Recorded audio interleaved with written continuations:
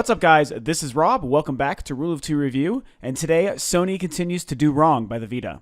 So I realized when preparing to make this video and put my thoughts together on the subject that I have not once had a reason or a chance on Rule of Two Review to talk about the PlayStation Vita. And I think that that's actually really sad. I don't own a PlayStation Vita myself. I've barely ever interacted with one. But as a huge Sony fan and someone who wants to see them see success overall, I want to believe in the Vita. I know that it's supposed to be a pretty good machine, very competent. Some people are very diehard fans of it, and I certainly can appreciate that. I, of course, love my 3DS to death, and I could never imagine any other device taking over my handheld gaming. And even though I do now own a PlayStation 4, and I know that the Vita can be a pretty good accompaniment to that, I just don't know that I would ever use it for too much on the console space. I would really be looking at it for just an actual good portable gaming device. But it's yet to sell me. As much as I want to believe it's a good machine, it hasn't sold me on anything. It's pretty expensive. It doesn't have a lot of good games that seem to be super interesting to me. There are a couple, Tearaway and Uncharted, one of the Killzone game and Resistance game that are available on that platform, and a couple other small things. There certainly have been some titles that look very appealing, but overall, for how expensive it is and how much it seems to not really be able to do, it just hasn't been appealing yet. But like I said, I still want to believe in it. So that's why the news from this GameSpot article that I found today is sadly kind of disheartening. So here's what I'm talking about. Earlier today, a story went up on GameSpot, and there was a Sony UK boss whose name is Fergal Guerra. I hope that I pronounced that right. It's a very strange name.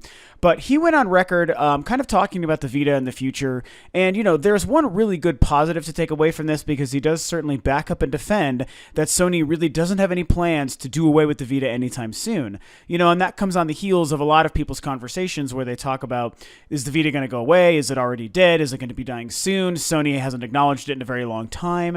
It had zero presence at E3, at least on the show floor in their press conference, and they didn't really talk about it during Gamescom. And I think so far TGS related, they haven't done much either. So people kind of wonder about the future and the fate of the PlayStation Vita, which just a couple years ago was poised to be a pretty big deal. They were pumping it big time. They were getting ready to hype it with how it's going to work with the PS4. It's going to make all these great games. You get your Uncharted AAA kind of experiences, just like a next-gen console, only on a handheld, and front and back touchscreen. Like, there was a lot of cool things going on there that I thought was really, really exciting. And like I said, they really haven't been doing much with it. They haven't acknowledged it in a while. They haven't talked about any very, very large, high-profile games coming out for it, and no one's really buying software in droves. So it's in a very particular place right now. So, like I said, Fergal Guerra comes out, Mr. Guerra, and he, talks about how Sony still is confirming, hey, we're not getting rid of it. It's not going away. We're still planning to continue to support it, and he feels like it's doing better and better. I'm going to go ahead and read to you a quote. This is something that he had to say very specifically about the current sales of the Vita and where it could be going soon. So he says, it's trucking along, it's currently in year-on-year growth and enjoying a healthy year, and it's about to hit its biggest and potentially most powerful release of the year, which is Minecraft. That could be an extraordinary release for Vita. So the two things to take away from that is that, first and foremost, he says that it's having a pretty good year and it's having year-on-year growth. So, the idea being every year it's been doing better and better from the previous year. And if that really is true, which I guess I would believe enough, if that really is true, then hey, that's a good thing. That's all any console has to do, or any piece of hardware has to do to be successful, as long as it's improving, even if it's marginal improvements. That's a good thing. So I definitely think that's pretty neat. I do have a problem with the fact that he says, oh, the biggest release of the year is coming soon, which is Minecraft. And it's like, okay, dude, it's fucking Minecraft. And I know that people love Minecraft, and although I don't get into it, I totally get that it's a good game and people love it. And even if that does do very well for the Vita, which it probably will, it's like not a Vita game. It's not a Sony game. It's not a first or second party game. It's not exclusive. And it's like not anything that is meant to be a Vita game and that is, made specifically for the Vita to take advantage of what the Vita offers. It's just a game that's already super popular and is on every goddamn device imaginable pretty much. So yes, it's going to be huge, but it's not special, And I feel like a big game and a special game are two completely different things. So there's a couple other things that this article and that the quotes from Mr. Guerra continue to say, talking about how with the PlayStation 4 launch, that's kind of helped improve Vita sales and Vita perception overall, which I don't know how entirely true that is, but I'm sure that there's some truth to it. Because like I said, there was, kind of this huge plan to really try to boost what the Vita could do alongside the PlayStation 4 and trying to make it kind of operate like a Wii U sort of thing. And it can be like a secondary controller with the touchscreen and stuff, which is, as a Wii U fan, I can't help but think, sure, that's kind of cool. My whole understanding is that it doesn't operate anywhere near as efficiently as what the Wii U does, which makes sense because the Wii U is hardware built around that idea. And the whole structure and integral game plan of the Wii U is, again, focused around that model. Whereas it's kind of this additional tacked on very expensive application for the two Sony products. And also none of the games I don't think are really taking advantage of it. So, it's a cool idea to have them work together, but I guess it just really isn't very efficient. And like I said, it's also very expensive.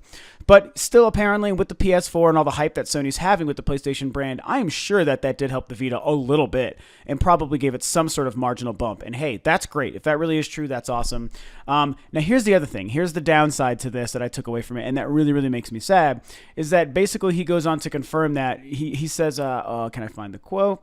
He says, Gareth suggested we're not likely to see any Uncharted or Killzone-like experiences on the Vita again. That's all but a quote. So, damn, that really is unfortunate. So what that's getting at, like I said, is the fact that these really, the game experiences and these AAA, big budget console-like games that were initially meant to be the purpose and the focus of the Vita are apparently no longer going to be happening. So I don't really know what that means. The whole weirdness of this article and this news coming out is Sony saying, hey, we're not stopping, we're not getting rid of the Vita, we're still going to continue to support it. You can all still enjoy your Vitas and go out and buy new ones. We want you to do that. But we're not really going to make a lot of the good games that you want to see on it. He mentions, he says, another quote, what we're excited by is the number of games that we can take to the platform that have been created for other platforms. Again, leading right from the Minecraft conversation I was having a second ago.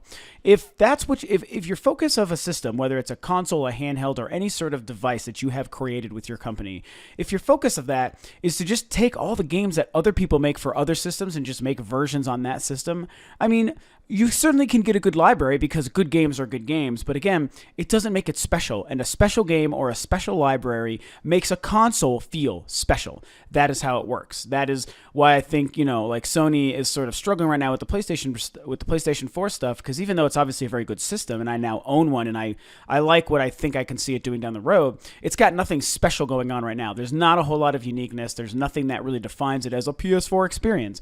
I definitely can say that the Wii U and the Xbox One have that a little bit and have a lot of stuff planned for the very, very near future that will continue to make those two platforms feel that way.